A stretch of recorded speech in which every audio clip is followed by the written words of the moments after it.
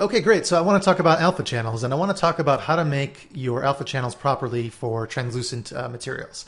Now, this isn't something that's unique to UDK. This is more of a general effects and image format thing, but it definitely applies to us, and it's something that I think every effects artist needs to know. So let's go ahead and illustrate what the problem is first so we can talk about how to address it. So I've got this texture that I want to bring inside of UDK, and it's just an orb. You know, it starts off blue, it gets a little more cyan in the center, and we've got like a really nice soft blurred edge going around the entire orb. So I would create an alpha channel. The way I do it is I just control click on the layer itself, and it's going to select our transparency values. I'll do a new channel here in the channels box on the bottom corner of my screen, and with this selection still active, I'm going to hit control backspace. Control backspace is going to fill whatever our background color is, which I have to set to white right now. So I'm going to deselect that.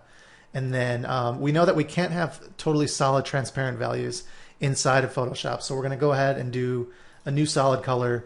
We'll just leave that white and then put that behind our orb. So I've already got this saved and brought into Unreal. And we can see inside of Cascade what the problem is. If I pause it, all of these orbs have like a really nasty white edge that's kind of encompassing the orb itself. And what's happening is, if we go inside of Photoshop, our alpha channel starts to knock out the blurred edge right here, going from white and then to shades of gray to black. While that's happening in the exact same image space, we're starting to get the white values that are behind this orb, right? So as it's fading out, it's getting brighter, and we see that nastiness. So a quick solution for a case like this is to just go ahead and change your background color to fill more closely, right, to what the edge of the orb is. So if I do that, I double click on my solid and then just color pick right there. And boom, we get like a really nice matte that's going to be unmultiplied against our alpha. So if I go ahead and save that as a TGA, I'm just going to call it orb.tga, make sure 32 bits per pixel selected, and then go back into Unreal, re-import this texture. And now you can see inside of Cascade, all of our orbs are displaying and rendering properly, just as we'd expect. So that problem is solved. That's an easy way to fix something like that. But let's go ahead and throw a wrench in all of that. Let's use an example like this little piece of quartz I found. I found this, I think, in the Science Image Library, I think it's called. And I just went ahead and made my own mask for it, and I did some, different things with layers and so forth. And a case like this, right, wouldn't really work with the solid color that we were talking about. You could try to paint, all these different purples and blues and ambers and try to match it. And that's fine, but that's incredibly wasteful for time. We want to be able to do this more automatically.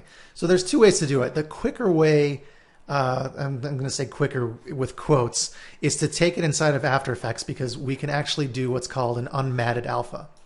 So if I go into After Effects, I'm going to go ahead and import this quartz.psd. If you're using PSDs, which you want to make sure is import kind is set to footage and then merge layers. And then this just imports it as one file. So we're going to go ahead and drop this into our timeline. It's going to make a new composition for us. And Photoshop understands transparency a lot better than something like a Targa.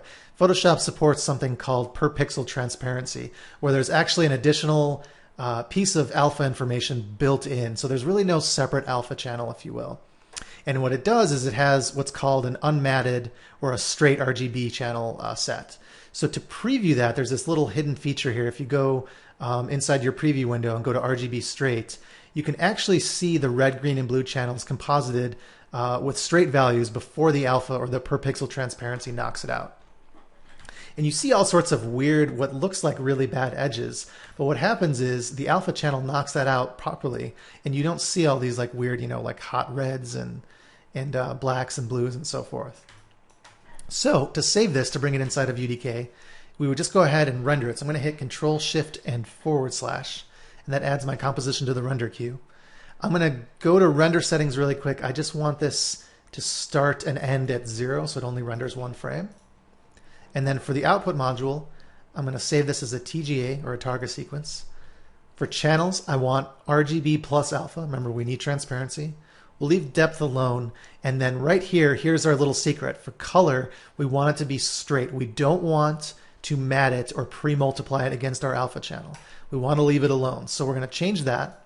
Go to Format Options, make sure that 32 bits per pixel is checked, because it won't save an alpha without that. Excuse me. We'll go ahead and hit OK on both of those. and then make sure this is rendering in the same area. Yeah. And then render. So let's go into Unreal. And I've already got this imported right here. Let's go inside of our material that I've made really quick with our texture selected. Let's just change this texture sample to use our quartz. And right away you can see that it's perfect. Now this little white thing right here, I added that. Those are just kind of light streaks. Those aren't any kind of compression errors or anything. But you can see that the alpha channel is knocking everything out perfectly. We don't see any funny colors going multiplied against it. So we'll go ahead and compile that material. Let's go ahead and look at Cascade really quick. And we can see that all of these, although it's kind of a weird particle system, they render properly. This is exactly what we expect. So you're probably saying, well, that's kind of cumbersome. I don't want to use After Effects in my pipeline every time I want to save an image, because sometimes you save an image over and over just in an hour because you're making iterations on it. And that's perfectly valid. I feel the same way. So there is a way to do this inside of Photoshop, but it's a lot more manual. However, we can use actions to our advantage so that we only have to set this up once, and then we can just run the action. It's going to do everything in under a second for us. Excuse me. So let's go ahead and talk about actions really quick. To see the actions, you can hit this little play button right here, or if you don't see that, just go to Window, Actions. And you'll probably see these default Photoshop actions. We don't really care about those. I'm going to minimize this folder, and I'm going to create a new group for myself, or a new set, and just call this VFX. And now we have a new group that we can, hopefully you'll get into the habit of using actions, and you can keep adding new actions into this group that you know that are your own. So to make a new one, what we're going to do is we're going to hit this little new button right here. For name, we're going to call it Make Alpha. Set we'll just leave in VFX, and then for function key, we can map this to the keyboard so that all we have to do is hit something like F2, and it's going to go ahead and do this automatically for us. So I'm going to set it to F2, and I'm going to do Shift and Control. So you have to hit Shift and Control at the same time to activate this. So we'll go ahead and hit record. And right now, anything I'm doing is being recorded. And we know that because we can see this little red button is depressed right there. And it's if I do, let's say Control A, you can see that set selection is added to our list of actions. So it's recording everything I do so it can be played back later. So Control A does select all. That's actually the first thing I do want it to do. So we're selecting all of our image. We're going to go ahead and hit Control, Shift, and C, which is going to go and copy everything. It's going to copy all of these layers, not just the layer that's selected. So I screwed that up. Let's go ahead and stop this really quick because I was trying to close something else. I'm going to stop the action recording, and I want to delete these last two actions. I don't want select next document or close. So we'll go ahead and hit record. So we left off at copying everything by hitting Control Shift C. We're going to hit Control N, which is a new document. And this is going to come and bite us in the ass later, but we're going to go ahead and fix this. But for now, these are non-power of 2 dimensions. So let's go ahead and just leave it as is. So just hit OK. Let's go ahead and hit Control V to paste. And then what we want to do is that same trick, Control Select our pasted image, which is going to select our transparency values. And then we're going to go ahead and make a new alpha channel. And then this is important. Hit the letter D on your keyboard, which is going to set your colors to black and white, and then X to flip those because we want to make sure that white is our background color. And we go ahead and hit Control Backspace, which is going to fill our alpha channel with white so we get our proper transparency going. So we'll hit Control D to deselect. I want to select my RGB channels now so I get out of alpha. And I want to delete this background layer that comes by default with the image. So now we can see our transparency as we noticed before. So now this step is kind of weird, but because we have to do it 11 times, and I'm going to explain what we did or what we're doing afterwards. But what we want to do is duplicate this layer. So I'm going to hold down Alt and drag up, and then select both and hit Control E. Control E is going to merge these into one layer.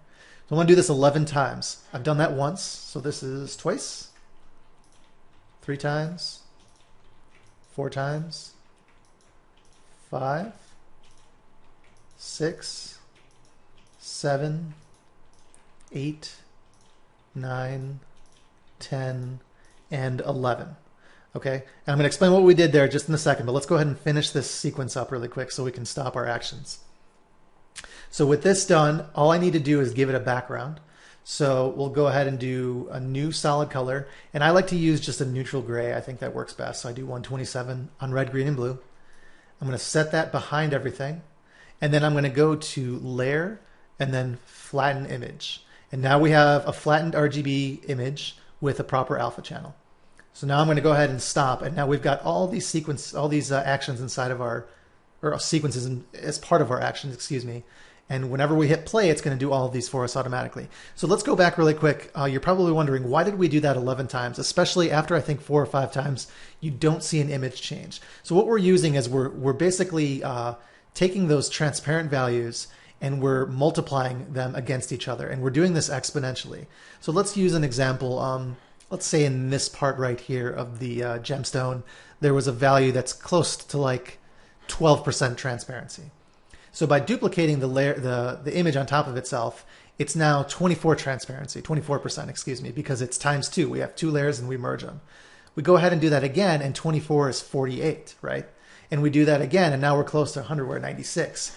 So that's what we're talking about exponentially. So doing that 11 times pretty much guarantees that anything that's like at 2% transparency will get picked up and turned into full 100% transparency.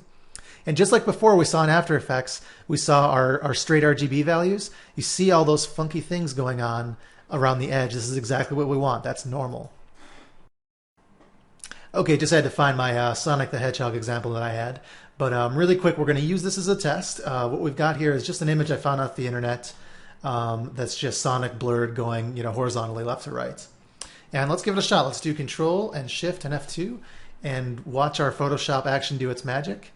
And boom, it looks really good, except there is still one small problem, and we brought this up in the beginning of the video.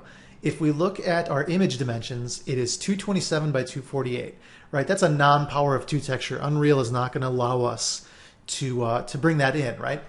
So, no matter how close you are, in my experience, you'll always be 1 or 2 pixels off. Obviously, I'm wasting a lot in this image because it's a test. But even if it's 256 by 256, sometimes you'll get 255 or 254. So what we can do to help prevent this is go into our action, and in the 3rd step in our make alpha action, there's the make command we can see right here. And we want to click this little guy right here, which is the stop for the dialog window box. And what that's going to do is when we run our action now, we do Control Shift F2, it's going to stop here and it's going to say, hey, what do you want these dimensions to be? And right now we catch right away, hey, this is not 256 by 256 like my source. So I can go ahead and type that in, hit enter, and it's going to continue on with the rest of its actions. And boom, it's done. So let's go ahead and hit Control Shift S to save. Make sure that our format is Targa, and I'm just going to overwrite this Sonic one that I have from before. 32 bits per pixel, and then let's go into Unreal. In the browser, I'm going to go ahead and re-import. I'm sorry, I don't have this imported. I'm going to import our Sonic TGA. Just leave all this alone, and then inside our orb material, let's go ahead and with that selected, let's go ahead and apply this to our texture sample. It looks pretty good. It looks like a really good alpha, just like we'd expect. So we'll go ahead and compile and look inside of Cascade, and there we go. We can see Sonic the Hedgehog. He's all blurred and looking good. So that's how you make a proper alpha channel. Hopefully this was useful, and we hope to see you next time for our next tutorials.